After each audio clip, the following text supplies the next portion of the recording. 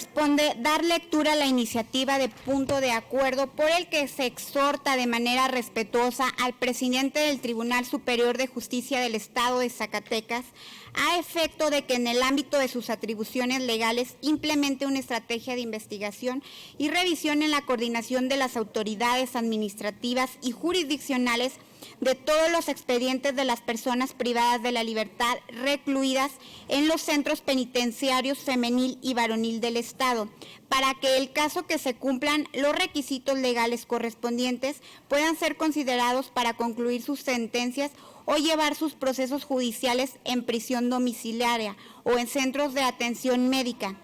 Tienen la palabra las y los diputados José Gerardo Ramírez y Ana Luisa del Muro.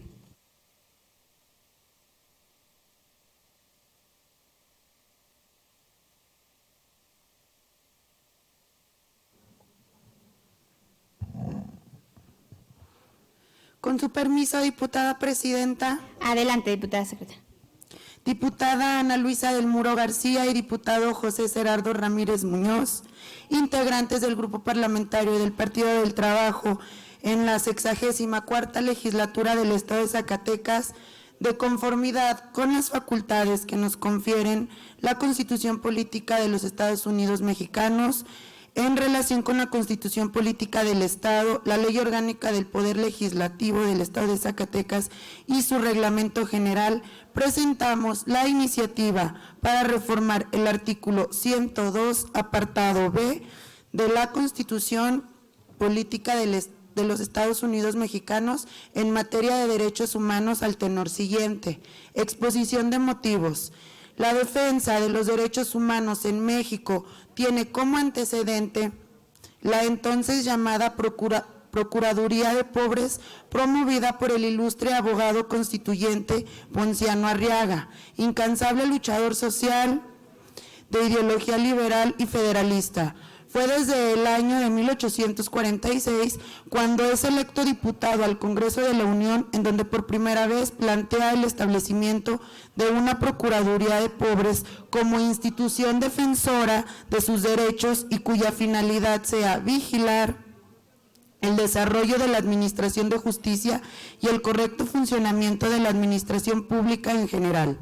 Entre las obligaciones principales de dicha Procuraduría estarían la defensa y el patrocinio de los sectores más vulnerables, considerándose como uno de los primeros antecedentes de lo que hoy en día conocemos como las comisiones de derechos humanos, organismos constitucionales con autonomía encargados de la promoción, defensa y protección de los derechos humanos de todos los habitantes de una entidad federativa y del país. Como sabemos, las recomendaciones que emiten estos entes son instrumentos que a manera de resoluciones administrativas expresan su convicción en cuanto a que se ha producido una violación a los derechos fundamentales de las personas. Diputada, permítame poquito. Diputados, ¿pueden guardar el orden? Gracias. Adelante, diputada. Y en donde sugieren a las autoridades adoptar una serie de medidas necesarias para subsanarla, o en su caso que se realicen las investigaciones y se apliquen las sanciones correspondientes a los servidores públicos que han incurrido en estas conductas violatorias de derechos humanos. De esta misma forma, las recomendaciones que emiten las comisiones de derechos humanos constituyen una enérgica solicitud a la autoridad y a los servidores públicos responsables para que se brinde la adecuada atención a la víctima, de tal manera que el Estado restituye sus derechos con los cuales contaba antes de sufrir el daño. Esta atribución legal se encuentra sustento en el artículo 102, apartado B de la Constitución Política de los Estados Unidos Mexicanos, el cual establece en términos generales que el Congreso de la Unión y las legislaturas de las entidades federativas establecerán organismos de protección de los derechos humanos, los que conocerán de quejas en contra de actos u omisiones de naturaleza administrativa provenientes de cualquier autoridad o servidor público, emitiendo recomendaciones públicas no vinculantes, además de recibir denuncias y quejas ante las instancias respectivas. Pero es aquí en donde los organismos defensores de los derechos humanos encuentran su primera limitante, ya que al no poder emitir recomendaciones vinculantes, el trabajo de estas instituciones defensoras de derechos humanos se reduce a dar a conocer la observación encontrada a la autoridad o servidor público derivada de la queja que le ha sido presentada, sin que exista un mecanismo jurídico que permita su cumplimiento formal y material. Como sabemos, los procedimientos que llevan a cabo las comisiones de derechos humanos se rigen bajo el llamado sistema no jurisdiccional de protección de los derechos humanos.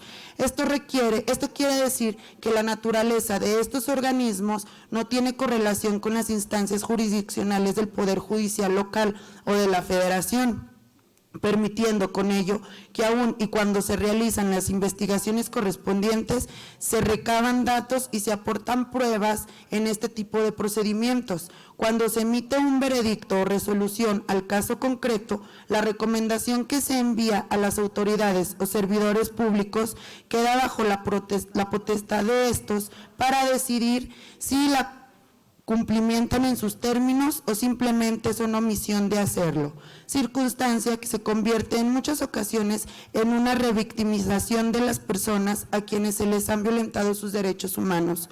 La reforma que se propone es encaminada a que las autoridades acaten y cumplimenten las recomendaciones que reciben para que exista la garantía legal de que se atienda la vulneración de los derechos que han sufrido las personas y de esta forma se generen las condiciones que permitan se reparen los daños ocasionados por los actos de autoridad o de los funcionarios públicos que hayan incurrido en alguna irregularidad de este tipo. Estamos convencidos de que si existe la base constitucional que permita las recomendaciones sean vinculantes, se podrá reformar su modelo de operación y cumplimiento, haciendo efectivos los derechos a la justicia y a la reparación integral del daño que sufran las víctimas a tales violaciones. Es por ello que resulta… Diputada presidenta y a la oradora en tribuna, si me permiten una moción, quizá hubo un error en el documento que está leyendo la diputada, pero no corresponde con el del orden del día. Sí. Sin problema podemos autorizar Sí, por favor, que lea el presidenta. documento adecuado.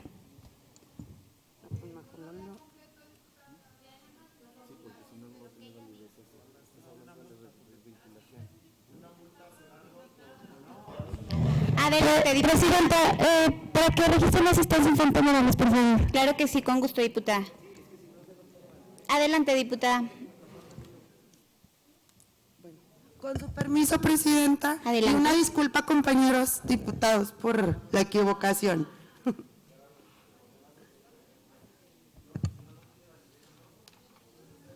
Me voy a limitar a leer la exposición de motivos nada más.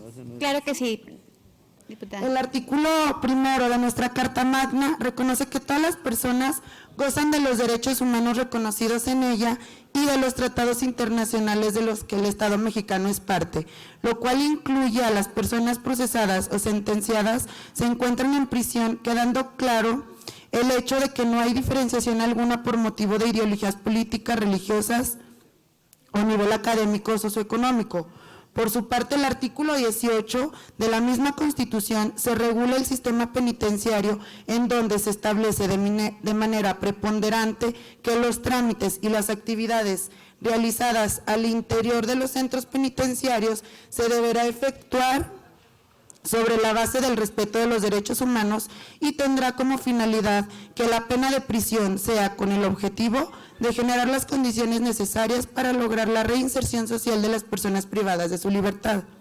El sistema penitenciario nacional se encuentra conformado por aproximadamente 300 centros penitenciarios, los cuales reportan una capacidad instalada de alrededor de 217.657 lugares, contando con una población de 221,000 personas.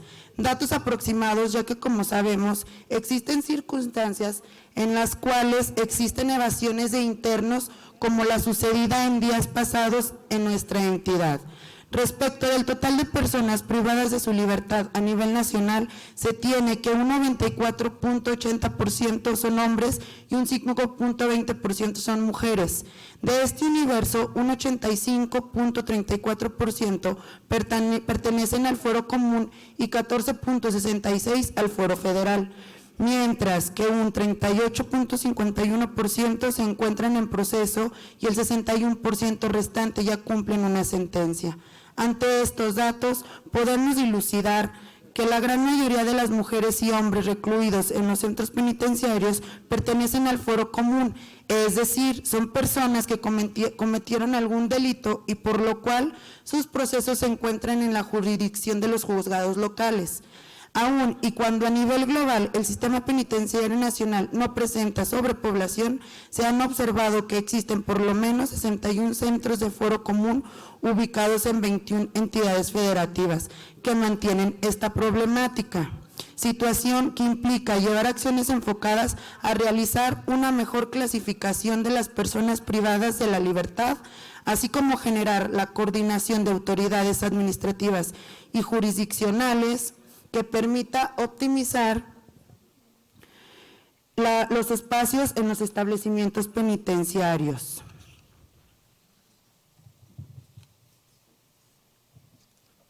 Por estas situaciones consideramos pertinente que esta soberanía popular haga un respetuoso exhorto y llamado al presidente del Tribunal Superior de Justicia para que implemente una estrategia de investigación y coordinación con las autoridades administrativas jurisdiccionales, la cual permita conocer cuentas de las personas que se encuentran recluidas en los centros penitenciarios del Estado, que pueden ser sujetos de alcanzar esos beneficios humanitarios que les permitan cumplimentar sus sentencias o llevar su prisión preventiva en sus domicilios o en centros de atención médica. Esto sin duda contribuirá a tener la visión de una impartición de justicia real y cercana a las personas, misma que se dé bajo los principios de legalidad, certeza y humanidad con la que deben ser juzgadas las personas que hayan cometido algún delito o se encuentren enfrentando un proceso penal.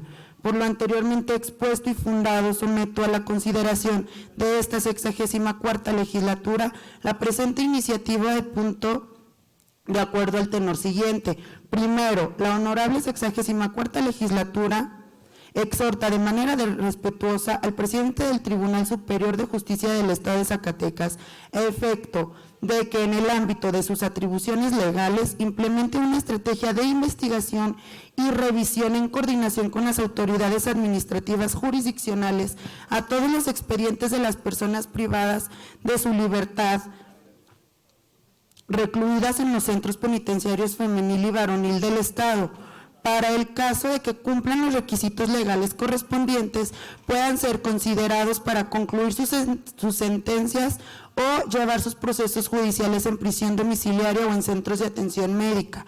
Segundo, de conformidad con el artículo 105 del Reglamento General, derivado de su pertinencia, solicitamos a la presente.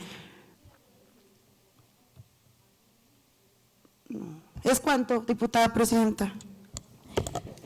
Muchas gracias, diputadas. La iniciativa leída se turna a la Comisión de Atención y Grupos Vulnerables. Continuando con el orden del día.